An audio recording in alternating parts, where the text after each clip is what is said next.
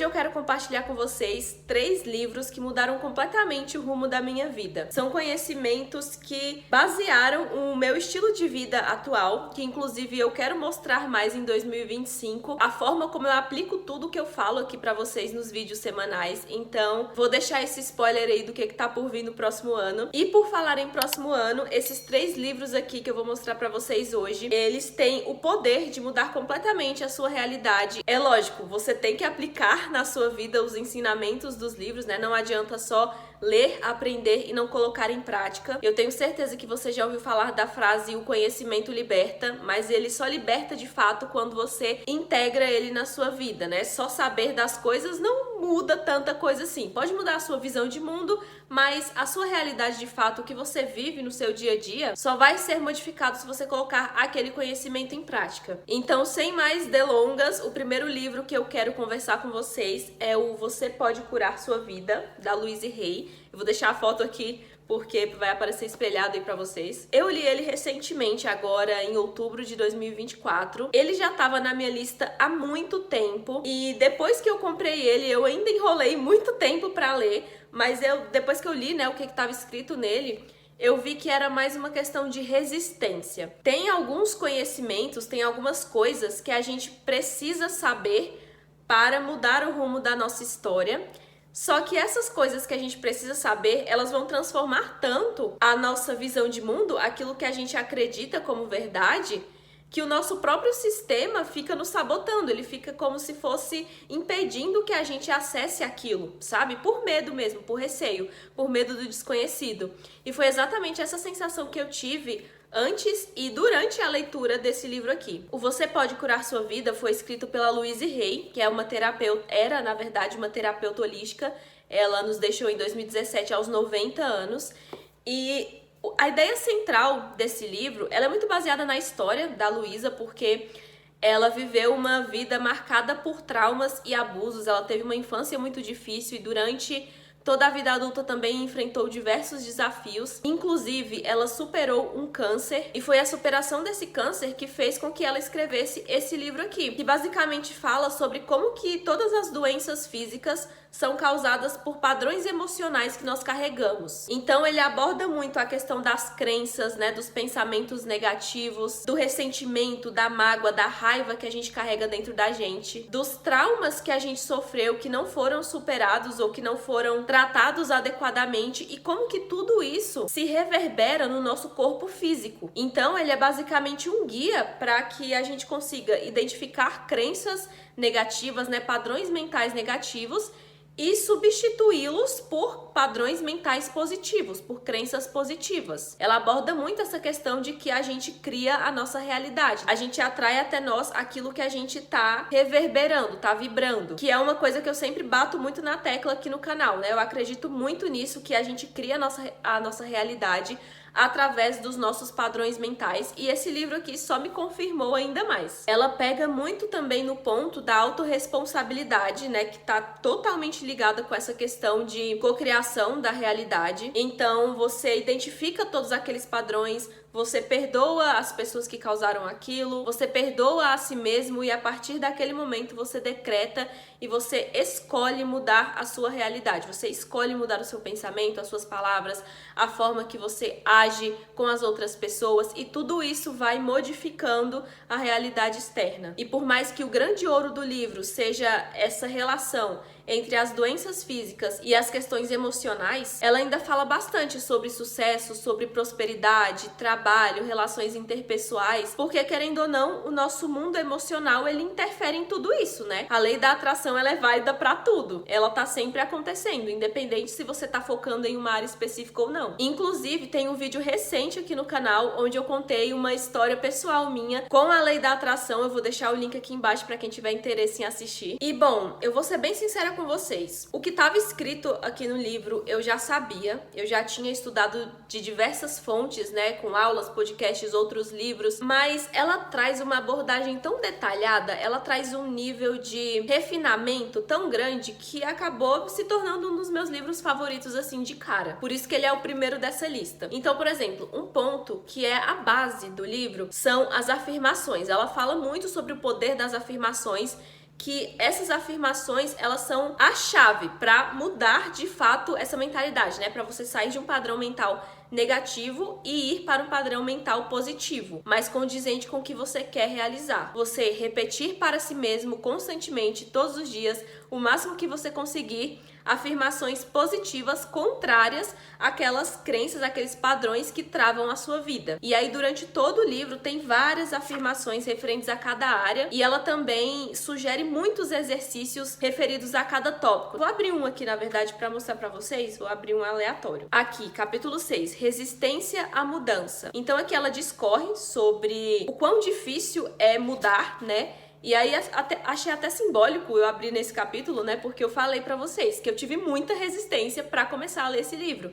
E de fato, por mais que eu soubesse sobre tudo que estava escrito ali, esse refinamento que ela trouxe, ele me fez enxergar o mundo de outra forma, ele me fez me aprofundar, né, nos meus processos internos e também me fez abrir os olhos para coisas que eu estava me sabotando e eu não sabia. Então, assim, é transformador esse livro, de verdade. E dentro de todo esse contexto, ela aborda muito a questão do amor próprio, da autoaceitação. E que essa é a chave para que tudo dê certo na nossa vida. Inclusive aqui, já no início do livro, tem a seguinte frase: quando realmente amamos a nós mesmos, tudo na vida funciona. Então ela aborda muito essa questão do amor próprio, da autoaceitação. E não de uma maneira banal, obviamente, né? Infelizmente, hoje em dia, essa questão de amor próprio acabou sendo muito banalizada, acabou se voltando para algo muito superficial, onde amor próprio é só você se cuidar no externo, né? Fazer procedimentos estéticos e se vestir bem e fazer rotina de skincare, não sei o que, mas isso é só uma pontinha do iceberg, né? Quando a gente fala de amor próprio, de autoaceitação, a gente tá falando sobre aceitar os nossos medos, os nossos traumas, os nossos anseios, as coisas que aconteceram com a gente, que construíram a gente, né? Que nos trouxe até o momento em que estamos hoje. Significa nós aceitarmos tudo o que a gente viveu, aceitarmos quem a gente nasceu para ser, as nossas imperfeições. Então é muito além da parte boa da gente, né? Nós também temos as nossas sombras e elas precisam ser integradas. Então esse é o cerne de todo esse conhecimento. E aí a partir disso que ela vai para essa questão das afirmações, que ela vai discorrendo sobre como que as doenças físicas se relacionam com as doenças emocionais, como que a autorresponsabilidade também é crucial dentro de tudo isso. E aí ela vem trazendo também diversas práticas de cura, né? Não só as afirmações, mas ela também traz sugestões de meditações, de visualizações, de escrita. Eu escrevi muito durante a leitura desse livro. E tudo isso com o objetivo de trazer clareza mental e paz emocional mesmo. Inclusive tem um vídeo aqui no canal que eu falo só sobre clareza mental. Vou deixar linkado aqui na descrição. Eu não sei se vocês sabem, mas todos os vídeos a gente tem materiais complementares ao tema abordado, tá? Então não esquece de dar uma olhada aqui na descrição. E pra finalizar, a leitura do livro é muito tranquila, tá? Apesar dela abordar temas um pouco complexos, eu diria, a leitura é muito leve, os capítulos são muito curtos e é até bom que seja assim, porque, gente, é muita pedrada nesse livro, de verdade. Ela faz a gente olhar para partes da gente que muitas vezes a gente não quer, mas que são essenciais para que a gente evolua, sabe? Ele tem 254 páginas, mas a leitura é muito fluida. E só um último ponto sobre ele é que ele foi escrito em 1984. E eu fiquei assim, caraca, como que depois de tanto tempo isso aqui ainda é tão relevante? E na verdade só está se tornando relevante agora, né? Eu fiquei imaginando o contexto que ela escreveu esse livro em 1984, escrevendo sobre doenças emocionais e como que elas criam as doenças físicas. Como que isso foi aceito na época, né? E uma das minhas coisas preferidas nele é essa tabela aqui, ó, gigantesca, onde ela coloca a doença ou parte do corpo afetada, a causa provável, ou seja, a doença que está no físico, a causa provável é a questão emocional, e ao lado ela coloca novo padrão de pensamento, e aí seria a afirmação que você vai utilizar para modificar aquilo. Ela mostra em vários momentos do livro como que isso é totalmente possível, como que a gente pode curar o nosso corpo apenas com o poder da mente, apenas entre aspas, né? A gente às vezes fala que é coisa pouca, parece coisa simples, mas na verdade isso é incrível. E aí eu estou testando isso na minha vida. Eu só vou, por último, agora é sério, ler uma dessas partes aqui da tabela. Deixa eu ver aqui uma aleatória. Aqui, ó, doença ou parte afetada. Colesterol. Causa provável: obstruindo os canais da alegria, medo de aceitar a alegria. Novo padrão de pensamento: escolha amar a vida. Meus canais de alegria estão bem abertos, é seguro receber. E aí, por dentro dessa causa provável emocional, podem ter muitas outras coisas, né? Se a pessoa tem medo de aceitar a alegria, por quê? O que aconteceu com ela na infância, na adolescência ou em algum momento da vida que fez com que ela tivesse medo de ser feliz? É esse o nível de profundidade que esse livro aborda. Então, ó, super recomendação para ler em 2025. Vai expandir a consciência mesmo. O segundo livro que eu quero indicar para vocês é O Essencialismo, do Greg McKeown. O Greg, ele era consultor de empresas antes de ser escritor, e ele escreveu esse livro aqui depois de passar por uma jornada em busca de equilíbrio. Em um momento da jornada dele, ele percebeu que ele estava deixando de viver a própria vida por conta do trabalho. E aí foi com base nisso que ele criou esse conceito de essencialismo que hoje já é muito falado. E basicamente, o essencialismo é também um manual de como que você pode simplificar a sua vida. E essa simplificação se dá através da eliminação dos excessos e da priorização do que realmente importa, que são os dois tópicos mais abordados aqui. E junto a isso, ele defende também a questão da produtividade consciente, onde, em vez de você fazer mais, você faz menos, só que melhor. Porque toda essa questão de produtividade muitas vezes passa uma mensagem pra gente de que a gente tem que fazer,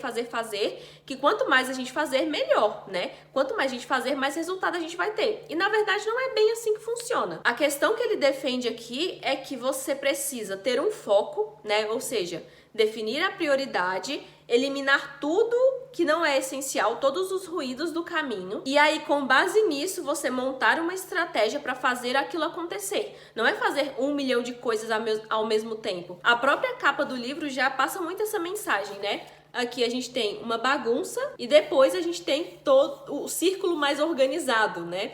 Aqui dentro tem uma imagem também muito boa em relação a essa questão do foco, né, e da produtividade, que é essa aqui, ó. Quando você tem vários focos, você se perde muito fácil. Você olha pra cá, pra cá, pra cá ao mesmo tempo. Mas quando você tem um foco só, você vai reto em direção àquilo e chega lá. Com várias coisas acontecendo ao mesmo tempo, você não consegue, você fica no mesmo lugar. E por mais que ele tenha descrito aqui nesse livro o estilo de vida que eu vivia, eu ainda aprendi muito com ele, eu aprendi a refinar. Então tem uma tabela aqui que ele compara exatamente o não essencialista com o essencialista, e eu me peguei aqui ainda presa em algumas coisas do não essencialista. Então aqui, por exemplo, o não essencialista, ele pensa que tem que fazer, que tudo é importante, e ele se pergunta, como que eu vou dar conta de tudo? E eu me peguei muito nisso, porque eu tenho uma tendência a querer controlar as coisas, sabe? A querer fazer demais, executar muito para ter resultados mais rápido. Eu tenho uma certa pressa e esse é um dos maiores desafios que eu trabalho dentro do autoconhecimento. E aí, continuando, o essencialista é o contrário.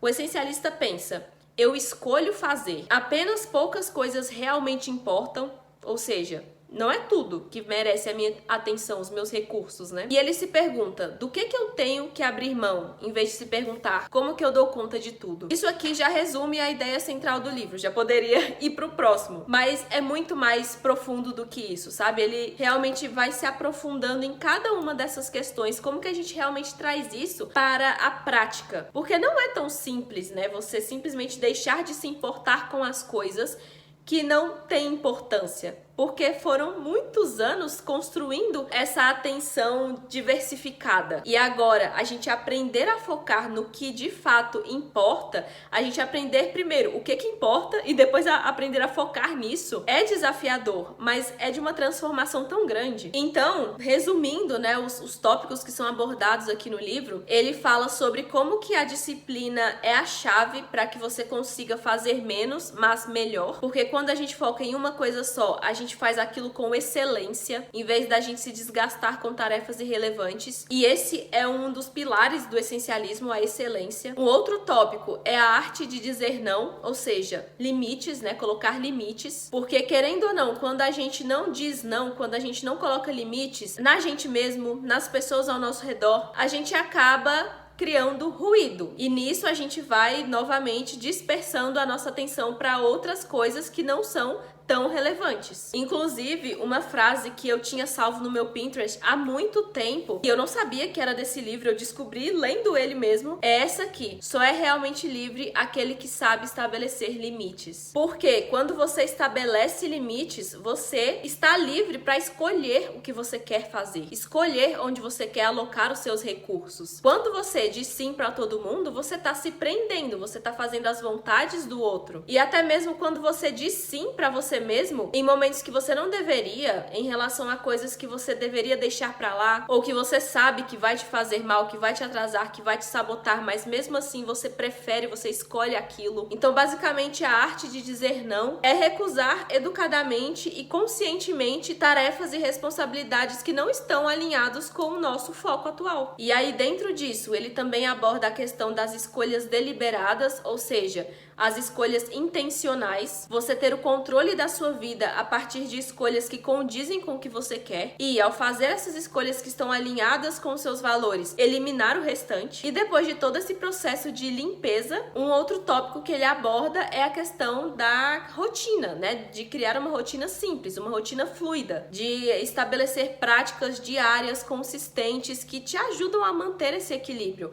que é algo que eu também falo muito aqui no canal, né? Sobre hábitos diários, hábitos de autoconhecimento, práticas que cuidam do seu corpo, da sua mente, da sua alma. Tudo isso tem a ver com essencialismo, porque quando você executa hábitos que te deixam centrado, você tem muito mais clareza mental para conseguir enxergar todas essas minúcias que muitas vezes podem estar atrapalhando o seu caminho sem que você nem saiba. E ele aborda isso tanto no âmbito pessoal quanto no âmbito profissional. Ele traz alguns estudos de caso também. E é uma leitura super tranquila, tá? Tem 269 páginas. No final do livro, ele até propõe um desafio de 21 dias de essencialismo. E dentro do livro tem algumas tabelas, tem vários desenhos, tem frases de impacto. Então eu achei bem bacana a estrutura do livro. E antes de ir para o terceiro livro, eu quero te perguntar uma coisa. Você já fez o seu plano de leituras para 2025? Se você, assim como eu, tá nessa fase de organização e planejamento para o próximo ano, eu te convido a conhecer a Biblioteca Digital, que é o meu sistema de organização de livros no Notion. Dentro da Biblioteca Digital, você consegue registrar todo o seu acervo de livros, tanto livros físicos quanto digitais. Você consegue fazer resumos, anotações, colocar todos os dados de cada um dos livros de forma separada. E a Biblioteca Digital, ela é um sistema completamente automatizado. Então, assim que você registra um livro na sua estante, você consegue acompanhar o status desse livro, né? Então, se você registra, por exemplo, o essencialismo, se você tá querendo ler o essencialismo,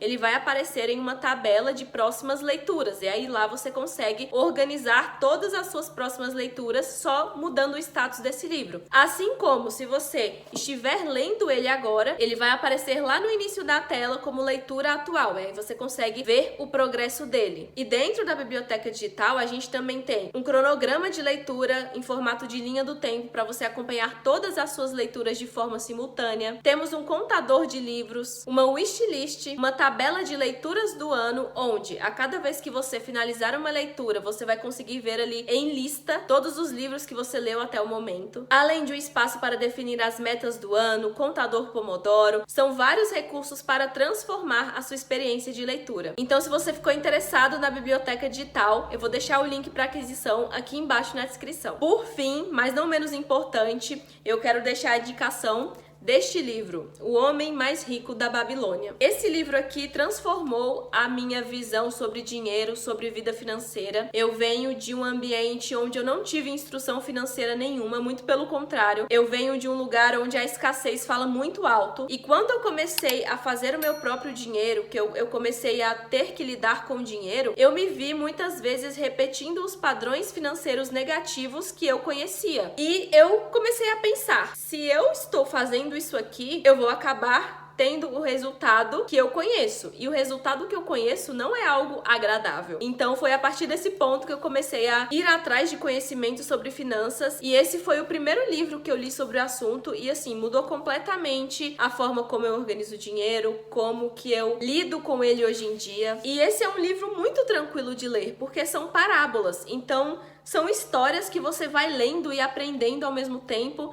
e você consegue ler muito rápido, porque ele é realmente interessante, sabe? E ele é fininho, ó. Ele foi escrito pelo George S. Clason, que foi um autor que perdeu grande parte da sua fortuna na crise de 29. E aí, baseado na própria experiência e nos princípios que ele aprendeu ao decorrer da vida, ele escreveu esse livro. Então, basicamente, ele apresenta histórias que são ambientadas na Babilônia para apresentar conceitos sobre gestão financeira, investimentos, economia, disciplina e mostrando que a riqueza, ela é algo disponível e acessível para todos. E uma coisa que eu gostei bastante nesse livro é que ele não segue aquele padrão racional demais. A gente está muito acostumado, principalmente agora com a internet, a consumir conteúdo sobre finanças de uma forma muito engessada, dentro de uma caixinha. E esse livro aqui, ele traz lições simples que tem mais a ver com a forma que você enxerga. Então, novamente, você tem que mudar o seu padrão mental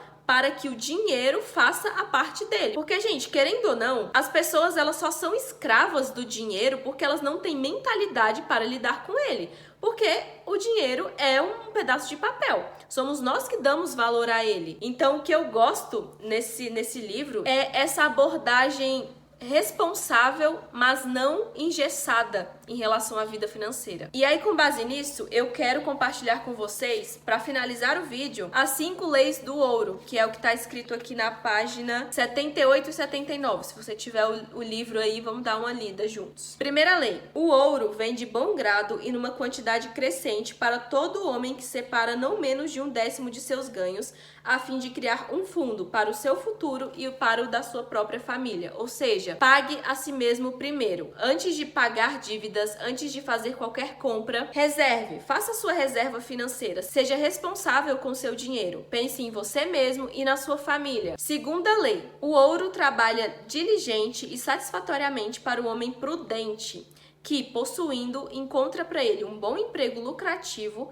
multiplicando-o como os flocos de algodão no campo. E aqui é mais um ponto relacionado à responsabilidade com o dinheiro. Você trabalha e você não gasta ele à toa. Você dá um jeito de fazer com que aquele dinheiro se multiplique. Você não aceita menos, você não aceita só aquilo. Você coloca ele para trabalhar para você. Terceira lei: o ouro busca a proteção do proprietário cauteloso, que o investe de acordo com os conselhos de homens mais experimentados em seu manuseio. Ou seja, estude, vá atrás de conhecimento, converse com pessoas que têm experiência, converse com pessoas que estão onde você quer estar. Veja o que elas fizeram, leia livros. A leitura desse livro aqui nada mais é do que a execução dessa terceira lei. Você ir atrás de conhecimento de pessoas que manusearam melhor aquilo e que tiveram bons resultados. Quarta lei: o ouro foge do homem que o emprega em negócios ou propósitos que não está familiarizado, ou que não contam com a aprovação daqueles que sabem poupá-lo. Ou seja, não se meta em negócios ruins, entendeu? Não vá atrás de dinheiro fácil, não faça investimentos que você não sabe a procedência, não dê o seu dinheiro na mão de qualquer um. E quinta lei: o ouro escapa ao homem que o força a ganhos impossíveis, ou que dá ouvidos aos conselhos enganosos de trapaceiros e fraudadores, ou que confia em sua própria inexperiência e desejos românticos na hora de investi-lo. Você percebe que tudo aqui tem a ver com responsabilidade e com mentalidade, com prudência. É sobre você buscar a sua riqueza, buscar a sua prosperidade em bases sólidas e não sendo escravo do dinheiro, sabe? Fazendo dele realmente uma ferramenta que vai te fazer elevar de nível. E elevar de nível não só material, mas principalmente como pessoa, um nível de consciência, de mentalidade. Esse, no final, é o sentido da nossa existência, né? A gente tá aqui para evoluir como pessoa. E o dinheiro é só mais uma ferramenta no meio de toda essa jornada que a gente pode utilizar para chegar a um nível expandido de consciência. E aproveitando o gancho, esse foi um dos livros que eu utilizei para fazer o plano financeiro, que é o meu sistema de gerenciamento de finanças pessoais. Vou deixar aqui linkado também nos materiais complementares um vídeo onde eu faço um tour por esse sistema, se você tiver interesse, se você também está buscando aí em 2025 não só elevar o seu nível de conhecimento, né, não só organizar o seu plano de estudos, de leitura, mas também organizar suas finanças. Eu tenho certeza que vai ser uma ferramenta que vai revolucionar a sua vida financeira. E bom, publi feita, eu espero que vocês tenham gostado do conteúdo de hoje. Eu estou pretendendo trazer mais conteúdo sobre livros aqui no canal no próximo ano. Se você gosta da ideia, me deixe saber aqui nos comentários. Aproveita e me conta o que você achou desse vídeo, se ele foi útil para você. Não se esqueça de clicar no gostei e de se inscrever aqui no canal para continuar acompanhando mais conteúdos como esse. E por hoje é isso. Nós nos vemos no próximo vídeo.